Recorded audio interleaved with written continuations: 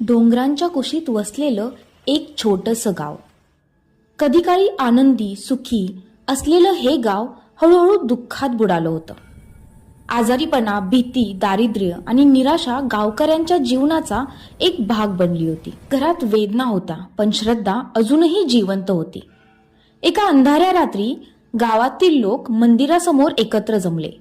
सगळ्यांच्या ओठावर एकच नाव होतं, जय माता रानी. त्या रात्री एका निरागस बालिकेने अश्रूंनी भरलेल्या डोळ्यांनी माता रानीला हाक मारली, हे माते, आम्हाला वाचव, आम्हाला दर्शन दे. पहाटेच्या वेळी अचानक आकाशातून तेजस्वी दिव्य प्रकाश पृथ्वीवर उतरला. त्या प्रकाशातून माता रानी सिंहावर आरूढ होऊन प्रकट झाली. माता रानीचं रूप तेजस्वी, डोळ्यात अपार प्रेम आणि चेहऱ्यावर शांत स्मित्य. माता रानीने हात उचलून गावकऱ्यांना दिव्य आशीर्वाद दिला. त्या क्षणी गावातून आजार नाहीसे झाले. गाव पुन्हा आनंदी झालं. शेती फुलली, घरात हास्य परत आलं आणि मंदिरात रोज एकच आवाज घुमू लागला, माता रानी की जय.